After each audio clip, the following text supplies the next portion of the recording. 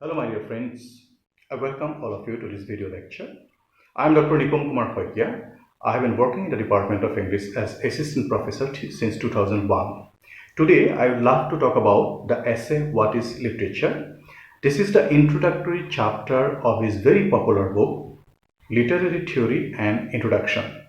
This paper is prescribed for the 6th semester students for their paper 2. Actually, if we come from the first semester, serially it will be paper 16. Now, Terry Eagleton has made the study of literary theory very interesting, particularly through this book. Now, the book is primarily about literary theory, but he begins with the question of what is literature. And in fact, this essay is very interesting for you. You are the students of literature. You must have the clarity of the concept of literature. And we think sometimes that we know what literature is. But as we read this essay, we will realize that how complicated this question is. Terry Eagleton examines all the basic understandings of literature and he rejects each of them, and finally he establishes that defining literature is an unstable affair. First of all, he deals with the question of literature as an imaginative writing. Any imaginative writing can be literature. Is it so? Eagleton says no. Even I would say no. Shakespeare's dramas are highly imaginative. Marlowe's dramas are highly imaginative. Then what about the essays of Francis Bacon? What about the sermons of John Donne? What about the spiritual autobiography of John Bunyan? And in French literature, even funeral speeches are also regarded literature. Not all the funeral speeches, but some of them. And in English literature, we have come across, some diaries, some letters, they are also included as literature. And at the same time, there are some highly imaginative writing. For example, the super comic fiction. For example, the Harry Potter series. People line up when a new book of the series come out. But they are not considered to be serious literature. So therefore, to call any imaginative writing to be literature is not altogether acceptable. There are some highly imaginative writing, they may be categorized as fantasy literature, but they are not regarded as serious literature. And some of the writing, they are not at all imaginative, but they are also included as literature. Then he moves on to the theory propounded by the Russian formalist. The very name signifies that they talk much about the form. The literature is the arbitrary assemblage of literary devices. The language used in literature is different from the language used in the everyday speech.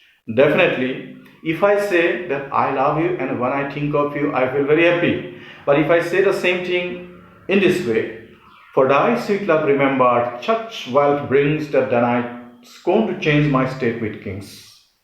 Definitely, in this expression, there is the specialized use of language. But specialized use of language is definitely necessary. Equally necessary is also the content. In fact, a form must follow the content. But according to the Russian formalist, form is very important. Content is just the motivation for the form. I think this is rubbish because the advertisements, there are some advertisements in day-to-day newspaper, in some magazines you will come across, they use the specialized use of language. You will come across some signboards, they use the specialized use of language. Will they qualify as literature? No. Therefore, Terry Eagleton rejects the theory propounded by the Russian formalist. Then he deals with a question that literature is a non-pragmatic discourse. That literature is some writing that is about itself. Now, the Bible is taken by many as imaginative writing. The Bible is also taken by many to be historical writing. Think about the Jews. They have claimed Israel on the basis of the Bible. There are many who will take Gibbon as a historical writer. But many read Gibbon's account of the Roman Empire for his prose style. They were not intended to be literature, but they came to be ranked as literature. Therefore, he makes a very famous statement imitating one statement by William Shakespeare, that some works are born literary, some achieve literariness, and some have thirst literariness upon them. Therefore, I'm highly inspired by Tolstoy, and Tolstoy's writings, influence so many people across the world. So when we say that literature is a non-pragmatic discourse, it is not acceptable. Then he comes to the question of literature as a fine writing.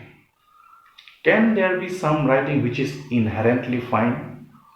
Is there a particular work which was fine when it was written?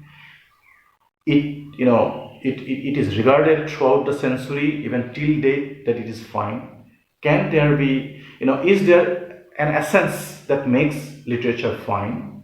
Now it varies from man to man. It varies from readers to reader. So that cannot be taken to be the foundation on the basis of which we can define literature. Then he comes to value judgment. Now some of the institutions, academic institutions, or some of the countries, some of the political parties, they promote some books and some of them are really fine. But does this establish the fact that they are the only literature? Now again, this depends upon your ideology. This depends upon the ideology of the state. This depends upon the ideology of the person. This depends upon how they are socially constructed. In this regard, he cites the example of the experiment conducted by I. Richards. In a closed classroom, I. Richards distributed some poems. Some of those poems were written by the great poets, and some of them were written by some unknown poets. The title of the poems were not given, the names of the poets were not given, just the poems were given. And he was surprised to analyze the evaluations of those poems by them, that some of the greatest poets' poems were not taken seriously. And some of the poems written by the unknown poets were overrated, simply because they belong to a particular society. In that society, they cultivated some value system and they imbibed them, and on the basis of which they evaluated those poems. Therefore, value judgment cannot be a parameter to define literature. So thus we see that Terry Eagleton in this essay tries to deal with the different common understanding of literature, and he examines one by one. He challenges each of them, he rejects each of them, and finally he comes to the conclusion that defining literature is an unstable affair. I don't know to what extent you are benefited by it. I will again see you. Have a nice day. Thank you so much.